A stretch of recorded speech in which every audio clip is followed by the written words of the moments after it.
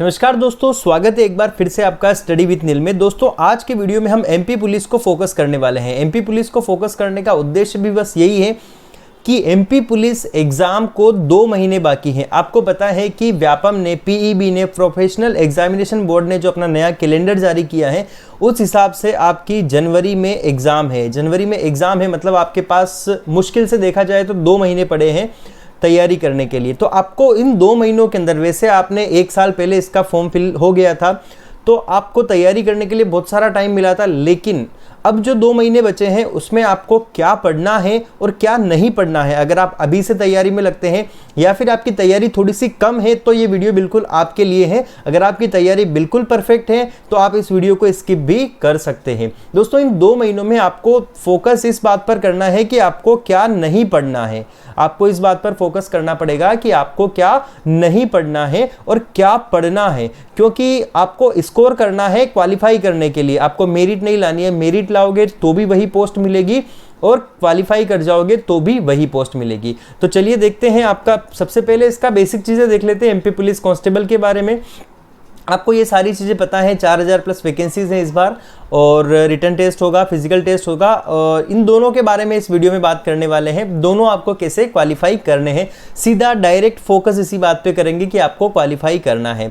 आपको ये तो पता है कि इसकी एग्जाम डेट 8 जनवरी 2022 से शुरू होने वाली है नए कैलेंडर के हिसाब से, और आपकी फॉर्म फिलिंग जो है 2020 दिसंबर 2020 से फरवरी 2021 तक इसकी चली थी, क्योंकि इसकी 2 बार डेट क्या हुई थी, एक्सटेंड हुई थी। चलिए एक बार और देखते हैं दोस्तों इसके बारे में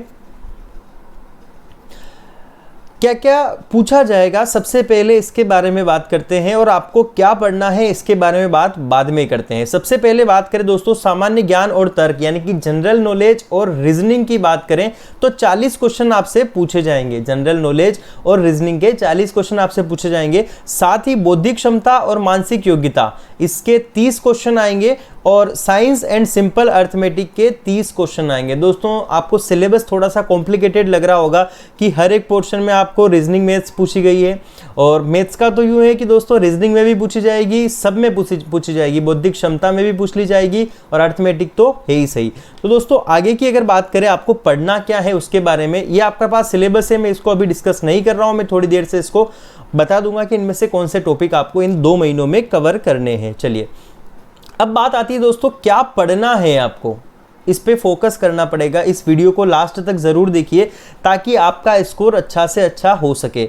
अगर दोस्तों मैथ्स की बात की जाए, सबसे पहले अगर बात करते हैं मैथ्स की, तो दोस्तों आपको पता है कि मैथ्स इस एग्जाम में दोनों प्रकार की पूछी जाएगी। आपके पास यहाँ पर सरल मैथ्स अर्थमेटिक भी पूछी जाएगी और साथ ही यहाँ पर एडवांस मैथ्स भी पूछी जाएगी। एडवांस मैथ्स में क्या आता है दोस्तों, ज्योग्राफी, एरिया, वॉल्यूम, जो मेंसुरेशन वाला पार्ट होता है वो, ट्रिग्नोमेट्री, ये सारी चीज़ें क्या होगी एडवांस मैथ्स के अंदर आ जाएगी। और अर्थमेटिक में जो आपके बेसिक से चैप्टर होते हैं, ratio, proportion, percentage, time and work, time and distance, ये वाले एज वाले क्वेश्चन जो हैं, प्रॉफिट लॉस, परसेंटेज और कंपाउंड इंटरेस्ट, सिंपल इंटरेस्ट, ये सारे आपके अर्थमेटिक में आ जाएंगे। लेकिन आपको अगर बात की जाए मैथ्स में किस चीज़ पर फोकस करना है तो उसके बारे में देख लेते हैं दोस्तों। यहाँ पर आपके पास ये मैथ्स का सिलेबस दे रखा है, इनमें से कुछ टॉपिक है जो आपको कवर करने हैं। सबसे पहले मैं अर्थमेटिक की बात करूं दोस्तों तो आपको एवरेज, परसेंटेज, प्रॉफिट लॉस, और अगर आप नीचे से यहाँ पर देखो ये सिंपल इंटरेस्ट, कंपाउंड इंटरेस्ट आपको प्रॉफिट लॉस के साथ में ही पढ़ना पड़ेगा।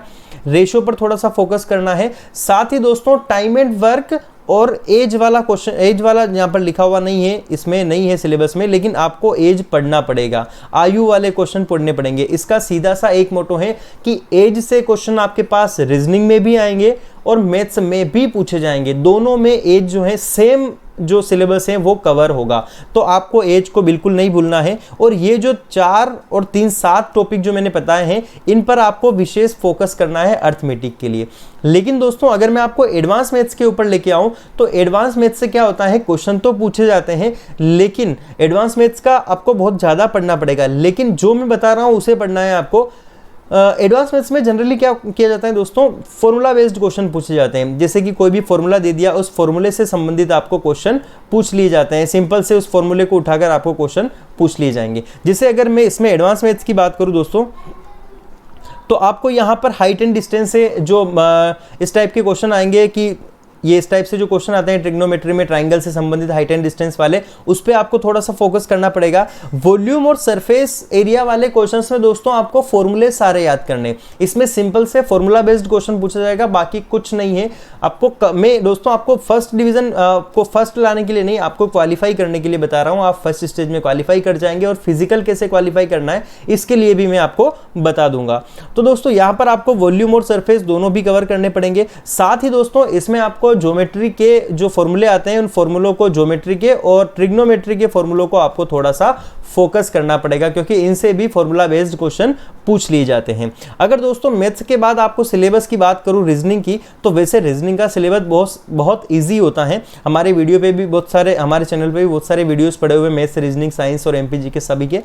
लेकिन मैं आपको रिकमेंड करूंगा कि जो आपके पास मार्केट में अच्छे से बुक अवेलेबल हो जाए, जो बुक अच्छे से आपको अवेलेबल हो जाए, जो सबसे पतली बुक हो, 2 महीने के लिए आप छोटी सी बुक लेके आ सकते हैं, जो सबसे पतली बुक हो, जैसे महावीर की आती है, आई थिंक छोटी सी एक पतली बुक आती है, उसमें से आपको सिलेबस देखना है। कुछ भी नहीं है, बिल्कुल हर एक टॉपिक में उसमें आपको थोड़े थोड़े क्वेश्चन दिए गए हैं, सबको एक एक बार पढ़ लेना है ताकि आपको आइडिया लग जाए कि इस टाइप से क्वेश्चन आएंगे। क्योंकि रीजनिंग के क्वेश्चन कभी भी बुक से नहीं आते हैं, वो बना के ही देंगे।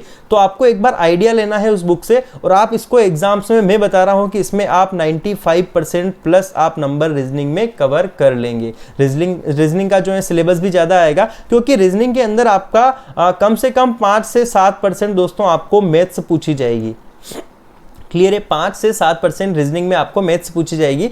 तो आपको रीजनिंग का सिलेबस एक पतली सी बुक लेकर आपको कवर करना है। आपके पास टाइम हो तो आप यूट्यूब पे किसी भी अच्छे चैनल के वीडियोस देख सकते हैं। लेकिन दोस्तों यहाँ पर साइंस का सिलेबस अलग से दिया गया है, तो साइंस में क्या आता क्या है, फिर उसके बाद देखते हैं कि आपको पढ़ना क्या है। अगर दोस्तों साइंस की बात की जाए तो यहाँ पर जो मैंने साइंस का सिलेबस दिख रहा है, ये सिलेबस बहुत कम बता रखा है मैंने, लेकिन देख लेते हैं कि इसमें से कैसे पढ़ना है। देखो यहाँ पर अगर बात की जाए तो आपके पास यहाँ पर जीव विज्ञान भी है, रसायन है, भौतिक है, पृथ्वी विज्ञान, अनुप्रयुक्त विज्ञान और व्यवहारिक विज्ञान और सामाजिक विज्ञान। ठीक है, अब मैं दोस्तों आपको बताता हूं कि विज्ञान में आपको क्या पढ़ना पड़ेगा, साइंस में आपको क्या पढ़ना पड़ेगा। यहां पर दोस्तों एक टर्म आई थी अभी, अप्लाइड साइंस, अनुप्रयुक्त विज्ञान। ठीक है, अप्लाइड साइंस। दोस्तों अप्लाइड साइंस क्या होती है? जो अपने दैनिक जीवन में जिसे अपन देखते हैं उसके बारे में आपको ज्यादा फोकस करना है। अगर मैं आपको साइंस में क्या क्या चीजें पढ़नी है मेनली, तो आपको दोस्तों मेनली बायोलॉजी के ऊपर फोकस करना है। बायोलॉजी भी कौन सी वाली, जो दैनिक जीवन वाली बायोलॉजी होती है उसके ऊपर फोकस करना है। साथ ही दोस्तों अप्लाइड साइंस मतलब जो दैनिक जीवन में जो साइंस प्रयुक्त होती है उसके ऊपर आपको फोकस करना है। जैसे मानव शरीर में जो भी बीमारियां होती हैं, बीमारियों के नाम, इनके वाहक कौन से हैं, किस बीमारी से, कौन सी बीमारी किस virus, bacteria, protozoa, fungus, algae इनकी वजह से होती है, इसके बारे में पढ़ना है। साथ ही दोस्तों आपको ह्यूमन बॉडी के बारे में पढ़ना है। जो भी सिस्टम्स होते हैं ह्यूमन बॉडी के, उनके बारे में थोड़ा सा आपको फोकस करना है। इसके अलावा दोस्तों आपको साइंस में जैसे कि दैनिक जीवन के क्वेश्चन है कि इसका पीएच कितना होता है, दूध से दही कैसे बनता है, खट्टा कौन करता है, कौन सा बैक्टीरिया वायरस क्या होता है, इन सारी बातों के पीएच जो वगैरह हो गए, इनके बारे में आपको केमिस्ट्री और फिजिक्स और बायोलॉजी तीनों की जो अप्लाइड साइंस है उसके बारे में आपको पढ़ना है। जैसे वॉशिंग मशीन के बारे में कि किसके आधार पर काम करती है, तो इस टाइप के क्वेश्चन जो दैनिक जीवन में यूज होते हैं उसके बारे में आपको थोड़ा सा फोकस करना है। आपको दोस्तों बता दूं कि साइंस की जो हमारी 5000 क्वेश्चन की ऑब्जेक्टिव सीरीज चल रही है उसमें से मोस्टली वीडियो क्या है अपलोड हो चुके हैं। तो आप प्लेलिस्ट में जाकर साइंस बायोलॉजी 5000 क्वेश्चन की सीरीज में आप देख सकते हैं। वहां दोस्तों हम एक वीडियो के अंदर 20 क्वेश्चन कवर करवाते हैं, और 20 क्वेश्चन मतलब लिखे हुए 20 क्वेश्चन है, लेकिन हर क्वेश्चन के साथ आपको 5 क्वेश्चन अलग से कवर करवाते हैं, फुल डिटेल है उसके अंदर। तो एक वीडियो में आपको कुछ ही समय में 100 क्वेश्चन लगभग आपके कवर उसमें हो जाएंगे, तो आप वहां जाकर उसे देख सकते हैं। अब दोस्तों बात करते हैं एमपीजीके की। अगर दोस्तों सामान्य ज्ञान के सिलेबस की बात करूं मैं, तो सामान्य ज्ञान का सिलेबस अगर 30 नंबर का अगर सामान्य ज्ञान पूछा जाएगा तो उसमें से 12 से 13 नंबर का आपका एमपीजीके पूछा जाएगा। दोस्तों पुराने पेपर्स आप उठाकर देख सकते हैं, आपको 12 से 13 क्वेश्चन आपको एमपीजीके के पूछे जाएंगे। और एमपीजीके का दोस्तों अगर मैं बाकी जिलों की बात करूं, बाकी अगर राज्यों की बात करूं, तो एमपीजीके का जो सिलेबस है वो बहुत ही छोटा है और बहुत ही अच्छा है। आप उसे आसानी से याद भी कर सकते हैं। आप बचपन से क्या है एमपी में रहे हुए हैं तो आप एमपी का सिलेबस आसानी से कवर कर सकते हैं। एमपी जीके के लिए भी दोस्तों मैं आपको कोई बुक रिकमेंड नहीं करूंगा, वैसे मेरी 2 बुकें फेवरेट हैं, लेकिन मैं आपको यहाँ नहीं बताने वाला हूँ। अगर आप चाहते हो तो मैं अलग से वीडियो कौन सी बुक पढ़नी है उस पर बना दूंगा। लेकिन दोस्तों आप मार्केट से जो भी बुक आपको समझ में आए उस बुक को आप लेकर, मेन पोर्शन आपको जो कवर करना है दोस्तों, वो जो विविध वाला पोर्शन होता है, विविध वाला कि एमपी में सबसे पहले कौन प्रधानमंत्री, मुख्यमंत्री, वर्तमान में कौन, पहले कौन, राज्यपाल, न्यायाधीश, ये सारी बातें जो है मेनली फोकस इन पर करना है। इसके बाद दोस्तों पतली सी बुक से आपको एमपी जीके का syllabus 1 by 1 topic by topic आप कर सकते हैं। आपके पास अभी भी 2 महीने हैं, और 2 महीने देखा जाए तो 1 महीने के 30 दिन इंटू 2 महीने इंटू 1 दिन के कितने घंटे, 24 घंटे। दोस्तों इतने सारा टाइम आपके पास पड़ा हुआ है। इस टाइप से आप देखो, आप सारा सिलेबस जो मैंने बताया है, इतना ज़्यादा सिलेबस नहीं बताया है, आप आसानी से उसे कवर कर सकते हैं। आगे की दोस्तों अगर बात की जाए तो आगे आपके पास जो दे रखा है वो फिजिकल के लिए दे रखा है। अगर आप आरक्षक जीडी जो जनरल ड्यूटी होती है उसके बारे में अगर बात करें दोस्तों, तो इसमें आपको पुरुषों के लिए दोस्तों 800 मीटर की दौड़ में सफल होने हेतु समय सीमा क्या है, 2 मिनट 45 सेकेंड आपको समय दिया गया है, या मेल के लिए, पुरुषों के लिए 2 मिनट 45 सेकंड में आपको 800 मीटर का राउंड यानी कि 400 मीटर के 2 राउंड आपको कवर करने हैं। साथ ही आपको गोला फेंकना है। इसमें क्वालिफाई होने के बाद आपको 19 फीट का गोला फेंकना पड़ेगा। 3 चांस मिलेंगे आपको। गोले का जो वजन रहेगा 7.26 kg रहेगा। लंबी कूद आपको दोस्तों सफल होने हेतु 13 फीट आपको कवर करनी पड़ेगी। वही दोस्तों आरक्षक जीडी की बात करें, महिलाओं के लिए या फिर महिला होमगार्ड के लिए आपको 4 मिनट का समय मिलेगा, और आपको 800 मीटर की दौड़ जो है वो कवर करनी पड़ेगी। 15 फीट का गोला रहेगा, जो आपको 15 फीट आपको गोला फेंकना रहेगा। जो गोले की जो वजन रहेगा वो 4 किलोग्राम रहेगा। साथ ही दोस्तों आपको लंबी कूद करनी पड़ेगी 10 फीट की। बाकी जो दोस्तों भूतपूर्व सैनिक और होमगार्ड के लिए आपको यहाँ पर दिया गया है। अगर आपको नहीं दिख रहा है यहाँ पर भूतपूर्व सैनिक के लिए लंबी कूद कितनी है, तो लंबी कूद यहाँ पर 10 फीट हो जाएगी। साथ ही यहाँ पर होमगार्ड सैनिक के लिए लंबी कूद जो हो जाएगी दोस्तों ये 12 फीट हो जाएगी। तो आपको ये नहीं दिख रहा होगा तो आपको मैंने यहाँ पर अलग से लिख दिया है। आगे देख लेते हैं दोस्तों, मिनिमम फिजिकल क्वालिफिकेशन क्या होनी चाहिए। दोस्तों आरक्षक जीडी के लिए चेस्ट की बात करें और हाइट की बात करें तो पुरुषों के लिए हाइट 168 सेंटीमीटर होगी। किसके लिए, मतलब ओबीसी और एसटी एससी के लिए, ठीक है। सॉरी, अगर यहाँ पर मैं अनारक्षित, अनुसूचित जाति एवं अन्य पिछड़ा वर्ग की बात करूँ, ठीक है, तो यहाँ पर दोस्तों यानी कि आपके पास यहाँ पर शेड्यूल कास्ट के लिए और ओबीसी और जनरल के लिए, इन तीनों के लिए दोस्तों आपके पास 168 सेंटीमीटर की हाइट होना जरूरी है पुरुष वर्ग में। महिलाओं के लिए 155 सेंटीमीटर।